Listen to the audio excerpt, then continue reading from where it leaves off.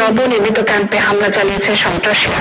হামলায় র্যাব ও পুলিশ সদস্যদের লক্ষ্য করে গুলি করে সন্ত্রাসীরা, গুড়িয়ে দেয় যৌথ বাহিনীর ক্যাম্পের দেয়াল। পরে যৌথ বাহিনীর অভিযানে আটক হয় অন্তত 20 জন। চট্টগ্রাম থেকে বিস্তারিত জানাচ্ছেন মহসানাত শিহাব, ক্যামেরায় ছিলেন সঞ্জীব দেববাবু।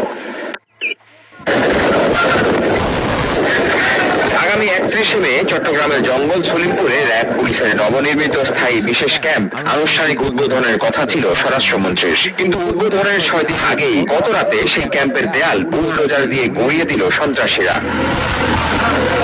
গত রাত 1টার দিকে অতর্কিত হামলা চালায় সলিমপুর থেকে বিতাড়িত ইয়াসিন বাহিনীর সদস্যরা। ক্যাম্প লক্ষ্য করে নির্বিচারে গুলি চালায় সন্ত্রাসীরা, বুলডোজার দিয়ে গড়িয়ে দেয় ক্যাম্পের দেয়াল। আত্মরক্ষার্থে পাল্টা গুলি ছোড়ে যৌথ বাহিনী, কেউ যেন উদ্ধার অভিযানে আসতে না পারে। হামলার শুরুতেই তাই পরিকল্পিতভাবে এক্সকাভেটর দিয়ে হামলাকারীরা কেটে ফেলে সলিমপুরে প্রবেশের 4টি পয়েন্টের রাস্তা।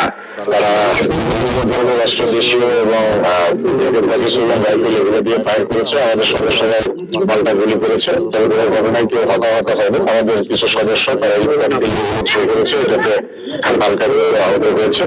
পরবর্তীতে আমরা গাড়ি চালাতে গিয়ে কিছু সংগ্রাম ব্যক্তিদেরকে অ্যারেস্ট করেছি জিজ্ঞাসাবাদের জন্য। জিজ্ঞাসাবাদ শেষে যাদের ট্রিবিউনাল পাবে তাদেরকে গ্রেপ্তার করা হবে।